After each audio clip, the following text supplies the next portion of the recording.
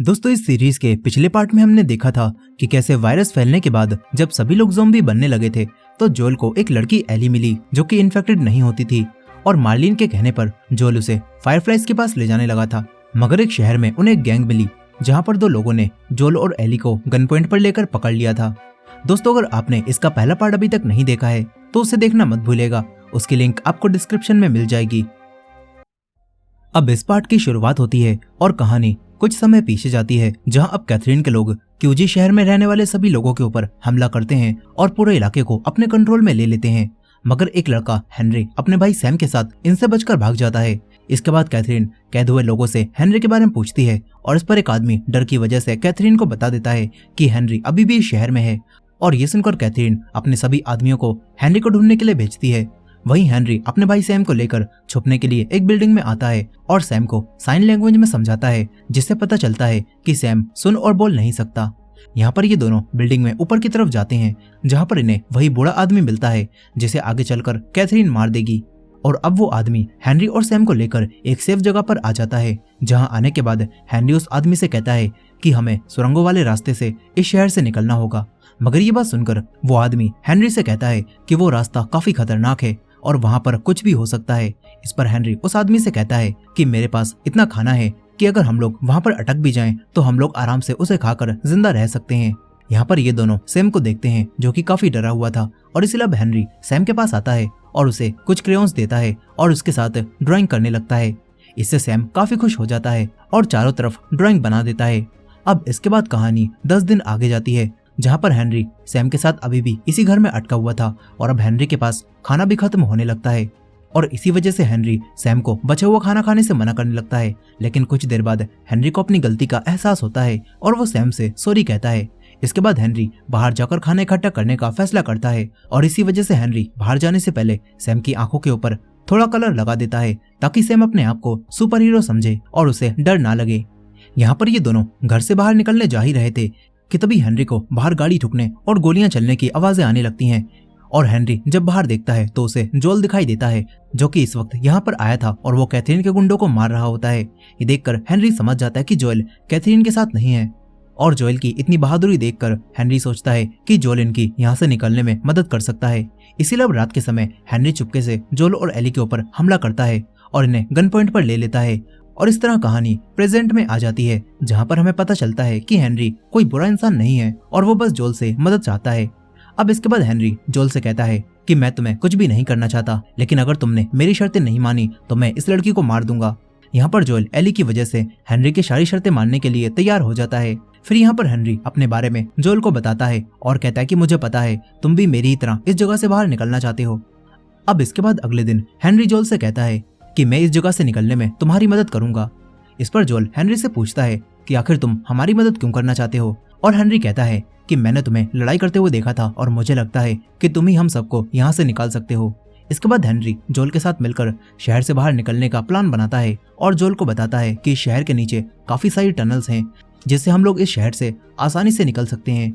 ये जानकर Joel Henry से कहता है कि अगर तुम रास्ता जानते हो तो तुम्हें मेरी जरूरत क्यों है। इस पर हेनरी जोएल को बताता है कि बहुत समय पहले फेडरा के लोगों ने यहाँ के सारे ज़ॉम्बीज को उन्हीं सुरंगों में बंद कर दिया था और मुझे लगता है कि अब भी वहाँ पर कुछ ज़ॉम्बीज मौजूद होंगे, लेकिन मुझे ये पक्का नहीं पता कि वहाँ पर कितने ज़ॉम्बीज हैं। साथ ही यहाँ पर हेनरी जोएल से कहता है कि अगर वहाँ पर कुछ ज्यादा ही ज़ॉम्बीज हुए तो हम लोग वापस लौट आएंगे।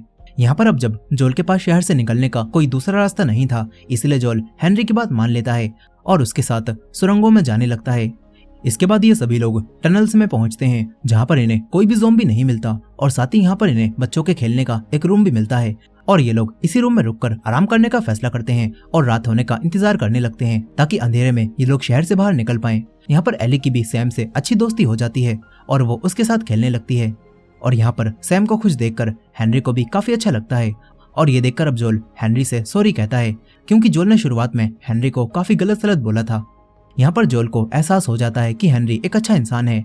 इसके बाद हेनरी भी जोएल को बताता है कि मेरा भी एक काफी अच्छा दोस्त हुआ करता था जो कि हमेशा मेरे साथ रहता था, लेकिन जब सैम की तबीयत खराब हो गई तो फेडरा के लोगों ने सैम की दवाई देने के बदले में मुझसे उसी आदमी को लाने के लिए कहा और अगर मैं ऐसा नहीं करता तो फेडरा के लोग मुझे वो दवाई नहीं देते, इसलिए मैंने अपने उस दोस्त को मारकर फेडरा को दे दिया और वो इंसान कोई और नहीं बल्कि कैथरीन का भाई था।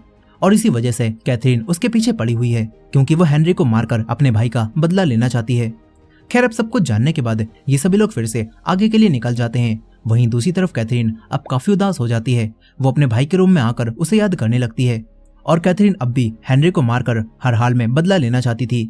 इस तरफ जोल सभी लोगों को लेकर शहर से बाहर निकलने लगता है, लेकिन तभी कोई इन सभी के ऊपर गोलियां चलाने लगता है। जोल और बाकी सभी जल्दी से एक कार के पीछे छुपते हैं और यहाँ पर जोल देखता है कि कोई दूर घर से इनके ऊपर गोली चला रहा है। इसीलिए अब जोल सभी को यहाँ पर छुपे रहने के लिए बोलता है और खुद दूसरी तरफ से होता हुआ उस आदमी के पास जाने लगता है। इसके बाद जोल किसी तरह से बचता हुआ उस आदमी के घर में पहुंच जाता है और जोल उस आदमी को देखता है जो कि काफी बूढ़ा था। इसीलिए जोल उसे गोली नहीं मारता और उससे गन छोड़ने के लिए कहता है, मगर वो आदमी जोल की बात नहीं सुनता और जोल को ही शूट करने लगता है। इसीलिए अब जोल उस आदमी को मार देता है और तभी वो देखता है कि इस आदमी ने पहले ही रेडियो के जरिए कैथरीन को हेनरी और बाकी सभी के यहाँ पर होने के बारे में बता दिया है और कैथरीन यहाँ पर आने लगी है। ये देखकर अब जोल जल्दी से हेनरी और बाकी सभी से भागने के लिए बोलता है, मगर ये सभी लोग इससे पहले कि जोल के पास पहुंचते कैथरीन के लोग इनके पीछे आ जाते हैं और इनके ऊपर ट्रक चढ़ाने की कोशिश करते हैं। तभी जोल उसी घर से ट्रक के ऊपर फायर करता है और उसे रोकने की कोशिश करता है और काफी कोशिश करने के बाद वो ट्रक के ड्राइवर को गोली मार देता है और ट्रक एक घर में जाकर टकरा जाता है और ब्लास्ट हो जाता है। मगर तभी कैथरीन और उसके सभी साथी यहाँ पर आते हैं और हेनरी ये देखकर एली और सैम को लेकर कार के पीछे छुप जाता है। कैथरीन अब जोर जोर से हेनरी को बाहर आने के लिए कहने लगती है। तभी हेनरी अपना दिमाग चलाता है और एली से कहता है कि जैसे ही मैं बाहर जाऊं तुम सैम को लेकर यहाँ से भाग जाना।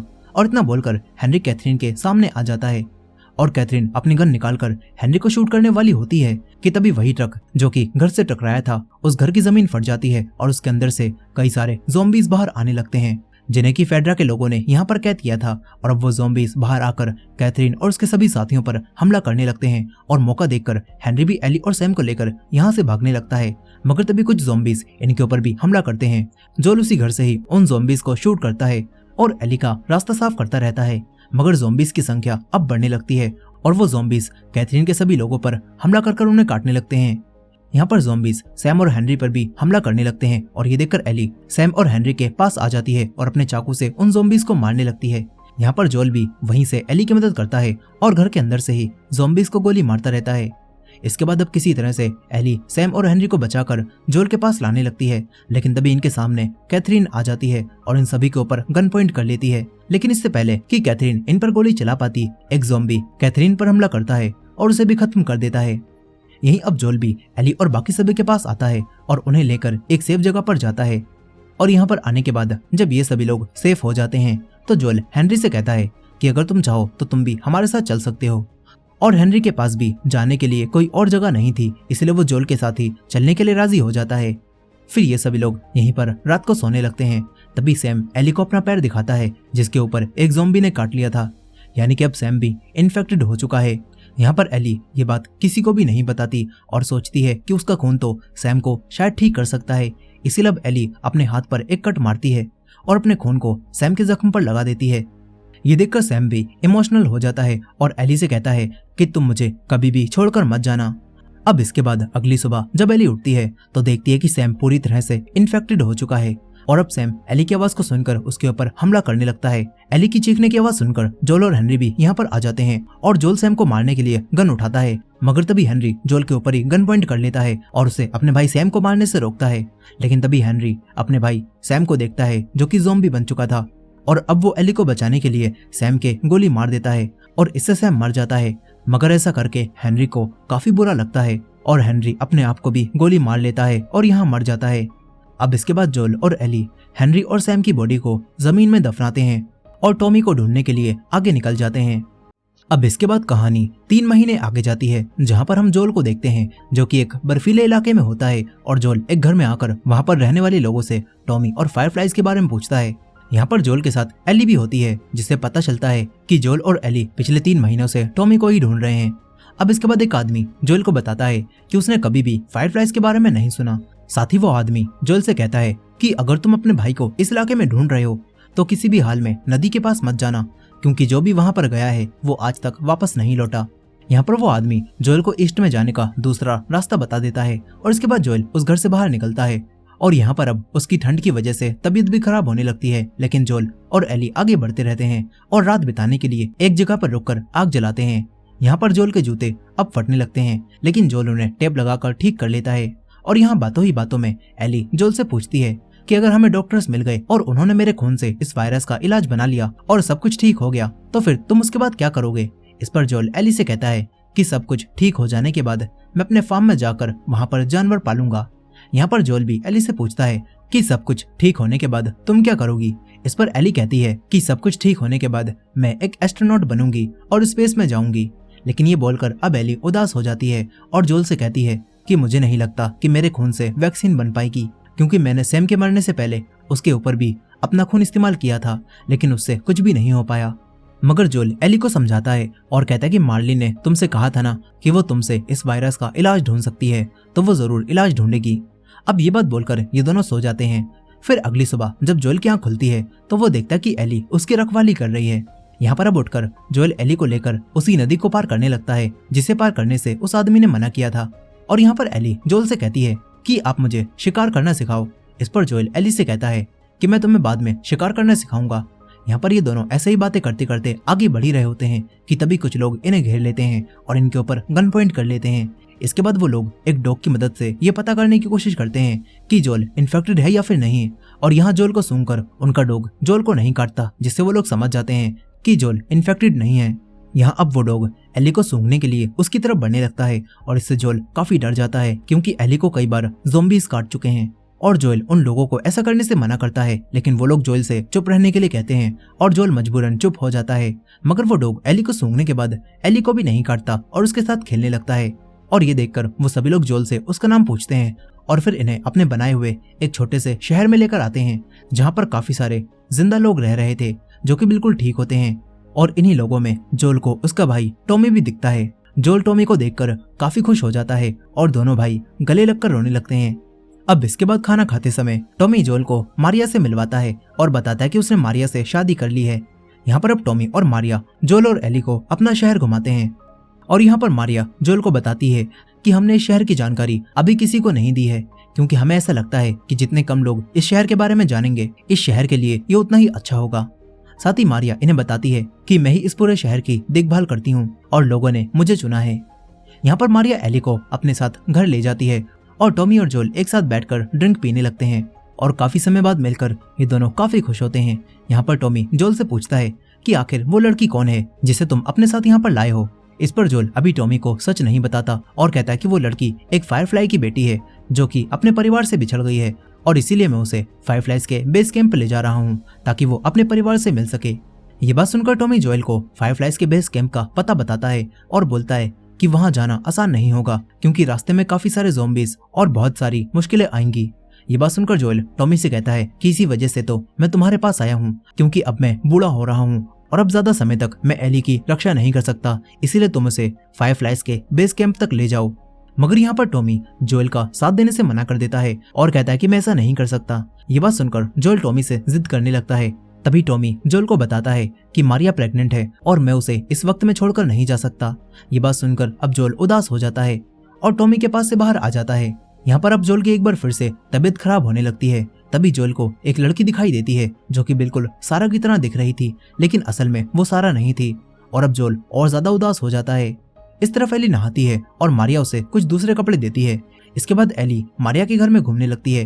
तभी उसे एक दीवार पर सारा और केविन नाम लिखे हुए दिखाई देते हैं और साथ ही उनके मरने की तारीख भी लिखी होती है। यही मारिया एली को ठंड से बचाने के लिए कुछ जैकेट देती है और तभी मारिया को एली के बड़े हुए बाल दिखाई देते हैं, जिन्हें देखने के बाद मारिया उन्हें काटने लगती है।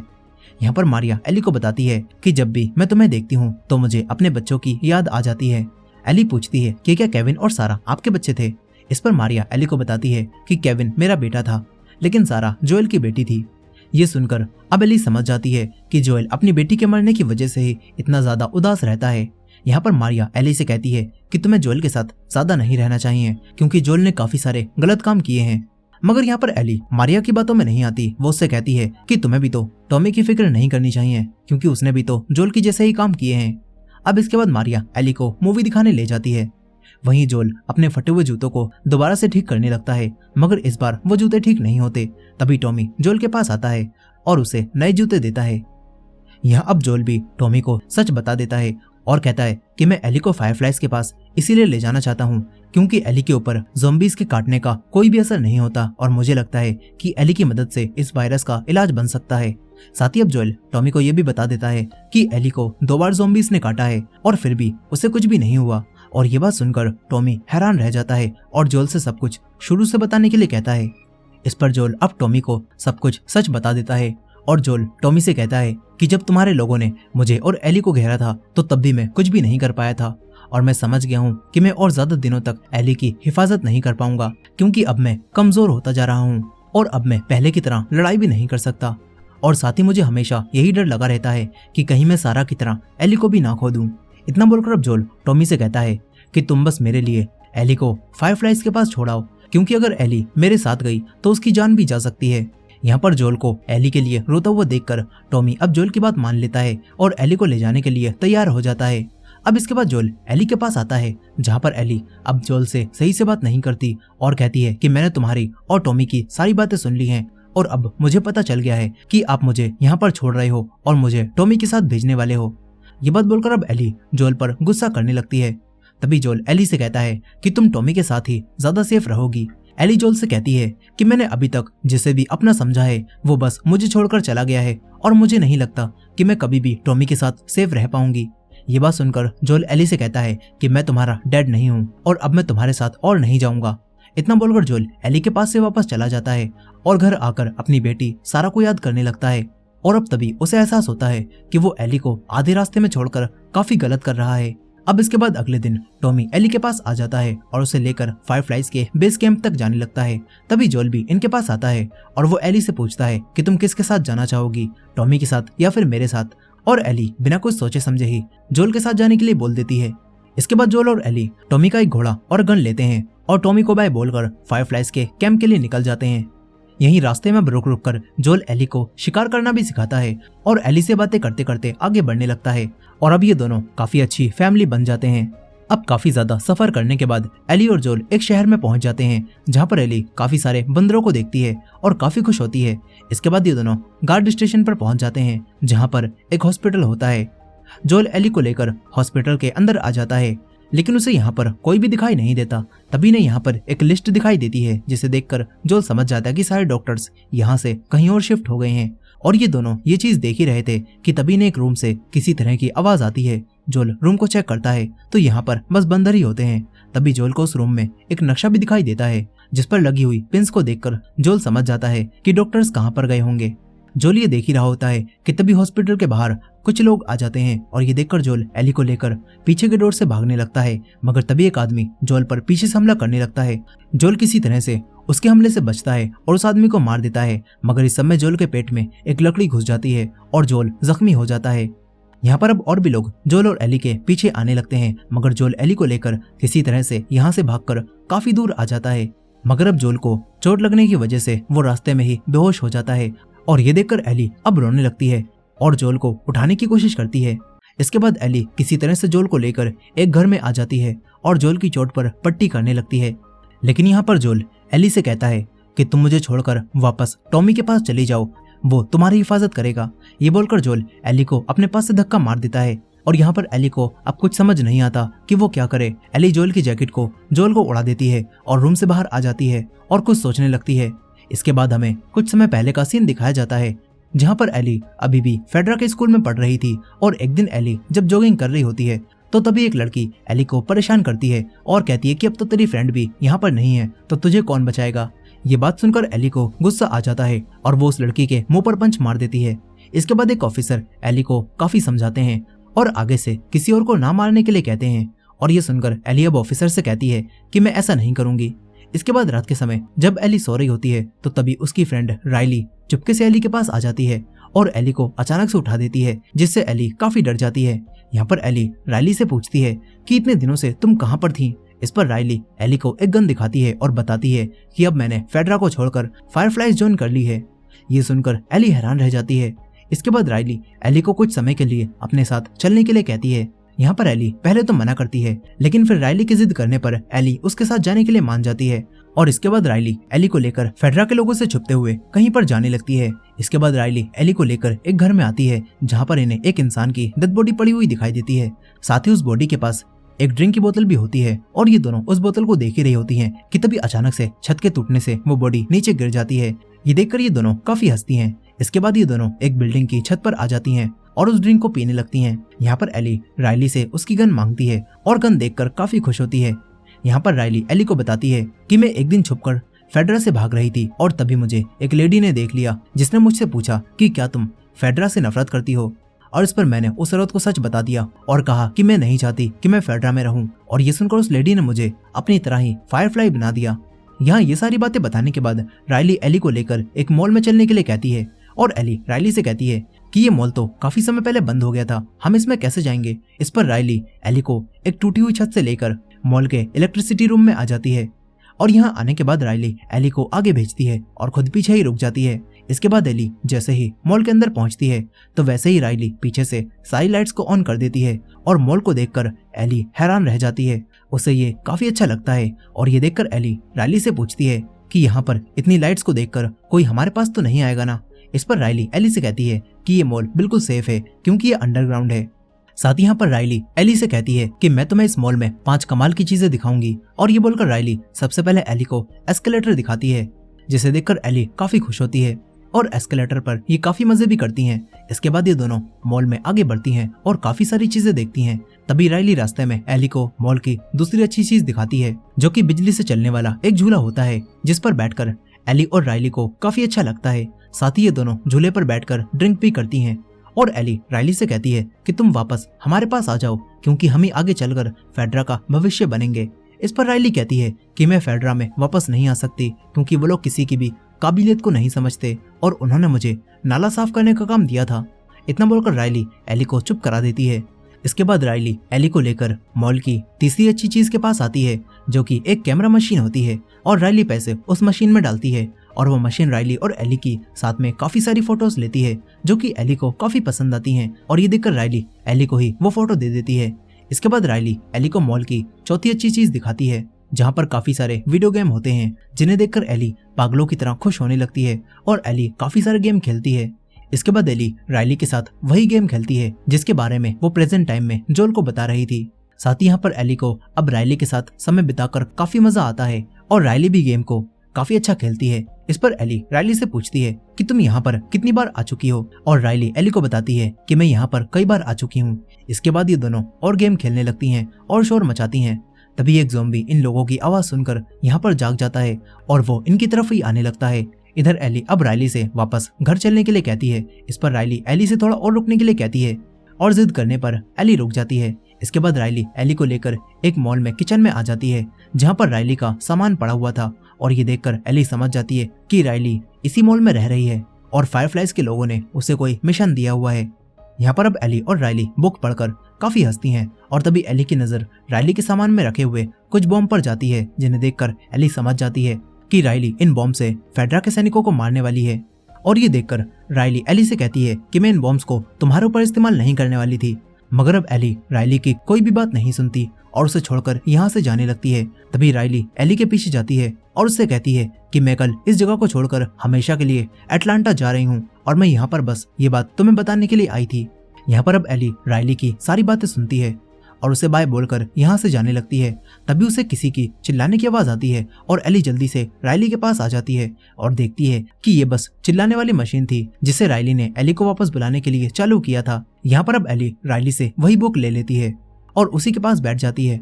एली राइली से फायरफ्लाइज के साथ जाने से मना करती है, मगर इस पर राइली एली से कहती है कि अब फायरफ्लाइज ही मेरी फैमिली है और इसी वजह से मैं उन्हें छोड़कर यहाँ पर नहीं रुक सकती।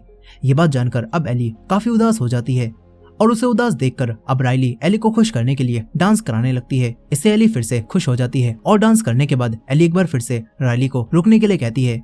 यहाँ पर ये दोनों बातें कर ही रही थी कि तभी वही ज़ॉम्बी इनके ऊपर हमला कर देता है। राइली उस ज़ॉम्बी पर गोली चलाती है मगर उससे ज़ॉम्बी पर ज्यादा असर नहीं होता और वो ज़ॉम्बी राइली के हाथ से गन नीचे गिरा देता है और इन दोनों पर हमला करने लगता है। यहाँ पर एली बचने की कोशिश करती है मगर वो ज़ॉम्बी एली को जमीन पर गिरा देता है और उसके काटने लगता है।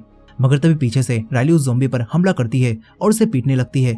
इससे वो ज़ॉम्बी गुस्से में आता है और राइली को पकड़ लेता है और ये देखकर एली अपना चाकू निकालती है और उस ज़ॉम्बी के सर में मार देती है। इससे वो ज़ॉम्बी यहाँ पर मर जाता है। यहाँ उस ज़ॉम्बी को मारकर एली काफी खुश होने लगती है, मगर तभी वो अपना हाथ देखती है जिसके ऊपर ज़ॉम्बी ने काट लिया था और ये देखकर एली को ऐसा लगता है कि अब वो भी ज़ॉम्बी बन जाएगी। इसीलिए अब एली काफी डर जाती है और रोने लगती है। यहाँ पर वो राइली का भी हाथ देखती है जिसके ऊपर भी ज़ॉम्बी ने काट लिया होता है और ये देखकर ये दोनों काफी उदास हो जाती हैं। यहाँ पर एली गुस्से में मॉल के सारे शीशे तोड़ने लगती है और अब एली राइली से पूछती है कि हम क्या करेंगे। इस पर राइली एली से कहती है कि चाहे कुछ भी हो जाए हम हार नहीं मानेंगे और हम खुद से खुद को नहीं मारेंगे। इस तरह हमें पता चलता है कि कैसे ज़ॉम्बी ने सबसे पहले एली को काटा था और एली जिस पहले इंसान को मारेगी वो कोई और नहीं बल्कि उसकी ही दोस्त होगी। खैर इसके बाद कहानी प्रेजेंट टाइम में आ जाती है जहाँ पर एली ये सब याद करके अब समझ जाती है कि अगर वो जोल को छोड़कर चली गई तो जोल भी मारा जाएगा। इसीलिए अब एली जोल को ना छोड़कर जाने का फैसला करती है और इसी एंडिंग के साथ the last of us season 1 के एपिसोड 7 की कहानी भी यहाँ पर खत्म हो जाती है। दोस्तों इसका थर्ड पार्ट इसका लास्ट पार्ट होने वाला है जिसमें हम आखिरी 2 एपिसोड्स की कहानी को देखेंगे और हमें पता चलेगा कि क्या जोल अब बच पाएगा या फिर मारा जाएगा। दोस्तों इसके थर्ड पार्ट को देखने के लिए इस वीडियो को लाइक करना मत भूलिएगा और हमारे चैनल को भी सब्सक्राइब करके बेल नोटिफिकेशन को ऑन कर लीजिएगा। मिलते हैं थर्ड पार्ट में।